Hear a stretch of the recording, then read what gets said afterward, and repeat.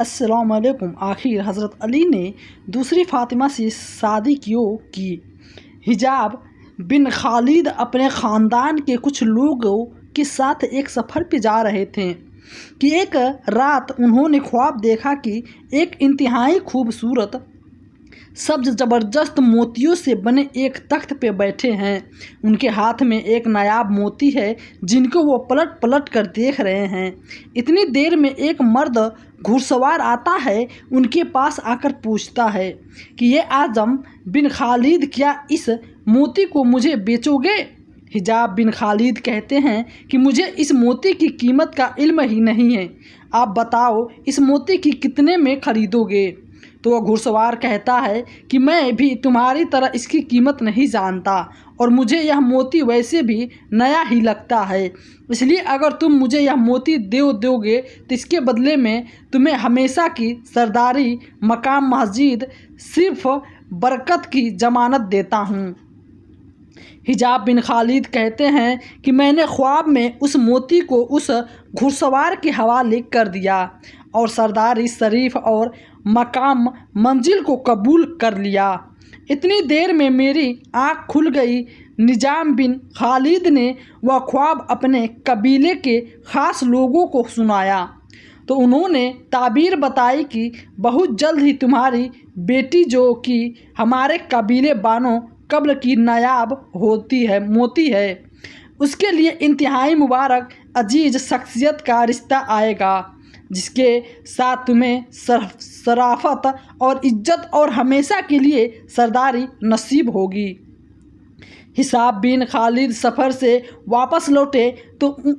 اس کے اگلے ہی دن حضرت عقیل بن ابو طالب رضی اللہ تعالیٰ عنہ بانو کلب میں مہمان بن کر آئے۔ دوستو، عرب میں یہ روایت ہے کہ جب بھی کسی قبیلے میں کوئی مہمان آتا ہے تو وہ 2 دن تک اس مہمان کی مہمان نوازی کرتے ہیں اور پھر تیسرے دن ان کے آنے کی وجہ پوچھتے ہیں۔ حضرت عقیل بن ابو طالب رضی اللہ تعالیٰ عنہ کے 2 دن مہمان نوازی کرنے کے بعد قبیلہ بانو قبل کے سردار نظام بن خالد نے تیسرے دن ان کے آنے کا مقصد پوچھا تو وہ فرمانے لگے کہ میں اپنے بھائی علی بن ابی طالب کا رشتہ آپ کے بیٹے فاطمہ کے لیے لے کر آیا ہوں۔ حجاب بن خالد کہنے لگے کہ امیر المومنین کے لیے ایک چہرہ نصیب اور شائستہ نہیں جو صحرا نصیب کی انتہائی تہذیب اور تمہوں میں پلی ہو، انہیں ایک لبنگ مرتبے والی عورت سے نکاح کرنا چاہیے اور ان دونوں کے درمیان بہت فرق ہے۔ حضرت عقیل رضی اللہ تعالیٰ عنہ نے ان کے کلام کو سننے کے بعد کہا، جو کچھ آپ کہتے ہیں اس سے امیر المومنین باخبر ہیں اور ان اوصاف کے باوجود وہ ان سے نکاح کرنا چاہتے ہیں۔ اس کے بعد حجاب بن خالد نہیں جانتے تھے کہ وہ کیا کہیں، اس لیے حضرت عقیل بن ابی طالب رضی اللہ تعالیٰ عنہ سے مہلت چاہی تاکہ بیٹے کی مسمہ بنت سہیل اور خود بیٹی سے جا کر پوچھ لے، اور جناب عقیل بن ابی طالب رضی اللہ تعالیٰ عنہ سے مخاطب ہو کر کہا کہ میں اپنی بیوی اور بیٹی سے اس بارے میں مشورہ کرنا چاہتا ہوں۔ حجاب بن خالد جب اپنی بیوی اور بیٹی کے پاس گئے تو دیکھا کہ ان کی بیوی ام البنین کے بالوں میں کنگھی کر رہی تھی۔ حجاب بن خالد کمرے میں داخل ہو گئے اور ان سے حضرت علی رضی اللہ تعالیٰ عنہ کو قبول کرنے کے بارے میں سوال کیا اور کہا کہ کیا تم ہماری بیٹی کو امیر المومنین کی طریقے حیات بننے کے لائق سمجھتی ہو؟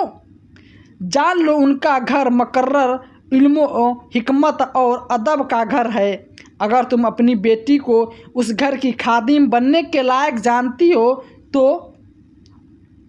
ہم اس رشتے کو قبول کر لیں گے، اور اگر اس کے لائق نہیں جانتی تو ہم انکار کر دیں گے۔ دوستو، حضرت عقیل بن ابی طالب رضی اللہ تعالیٰ عنہ علم انصار کے بھی ماہر تھے،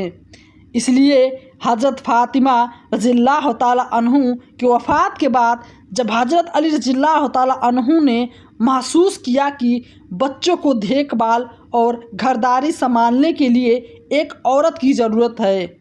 تو آپ نے اپنے بھائی حضرت عقیل بن ابی طالب سے فرمایا کہ میرے لیے کسی گاؤں کی عورت کا انتخاب کیجیے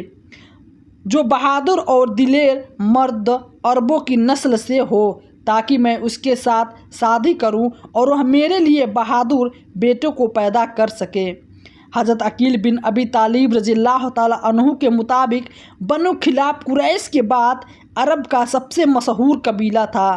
جس کے مرد بہادری کے لیے مشہور تھے، اس لیے حضرت عقیل رضی اللہ تعالیٰ عنہ نے بنو کلاب کے سردار حسام بن خالد کے بیٹی فاطمہ کا انتخاب کیا جو بہادری اور گھڑ سواری میں ماہر تھی۔ خیر جب حضرت عقیل بن ابی طالب رضی اللہ تعالیٰ عنہ نے حجاب بن خالد سے رشتہ مانگا اور حجاب بن خالد نے اپنی بیوی سے پوچھا کہ کیا ہماری بیٹی حضرت علی رضی اللہ تعالیٰ عنہ کے لائق ہے تو ان کی بیوی کہنے لگی کہ اے حجاب، خدا کی قسم میں نے اپنی بیٹی فاطمہ کی تربیت بہت بہتر انداز سے کی ہے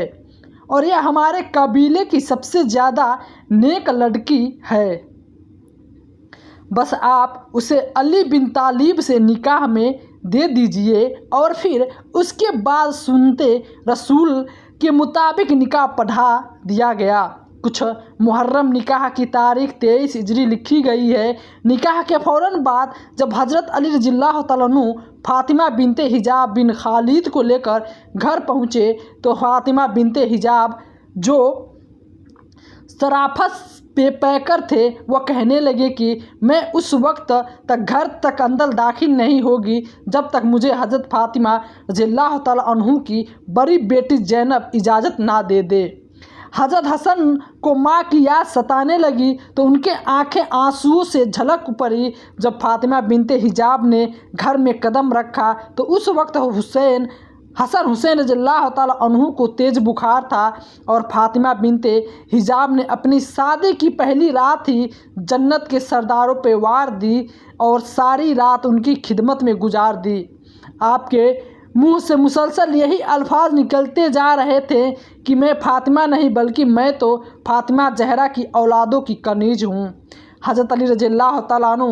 جب بھی فاطمہ بنت حجاب کو آواز دیتے تو حضرت حسن حسین رضی اللہ تعالیٰ عنہ کو اپنی ممی کی یاد غمگین کر دیتی، اس لیے فاطمہ بنت حجاب کہنے لگیں کہ آپ مجھے کنیز فاطمہ کہہ کر پکارے کریں تاکہ بچوں کو اپنی والدہ کی یاد نہ ستائے۔ اللہ پاک نے حضرت علی رضی اللہ تعالیٰ عنہ اور فاطمہ بنت حجاب کے وطن سے 4 بہادر پیدے بیٹے عطا فرمائے جن کے نام حضرت عباس، حضرت عبداللہ، حضرت جعفر اور حضرت عثمان تھے۔ انہی 4 بیٹوں کی وجہ سے حضرت فاطمہ بنت حجاب ام البنین ان کے لقب سے مشہور ہوئی۔ حضرت عمر نے اپنے یہ 4 بیٹے حضرت حسین رضی اللہ تعالیٰ عنہ پر کربلا کے میدان میں وار دیے اور 4 نے شہید کا رتبہ پایا۔ حضرت ام البنین نے اپنے شوہر حضرت علی رضی اللہ تعالیٰ عنہ کی شہادت کے بعد جوان ہونے کے باوجود دوسری شادی نہ کی۔ ان کے بعد وہ 20 سال سے زیادہ تک زندہ رہی۔ آپ کی تاریخ وفات کے بارے میں تھوڑا سا اختلاف ہے لیکن مشہور یہی ہے کہ حضرت عمر نے 13 جمادی سن 64 ہجری میں وفات پائی۔ اللہ کریم ہمیں نبی کریم صلی اللہ علیہ وسلم اور ان کے پاک گھرانے سے بے پناہ محبت کرنے کی توفیق عطا فرمائے۔ پیارے دوستو، اگر ویڈیو آپ کو پسند آئی ہو تو لائک کر کے چینل کو سبسکرائب کر لیں۔ جاتے جاتے ایک پیارا سے کمنٹ کر کے ضرور بتائیں آپ کو ویڈیو کیسے لگی۔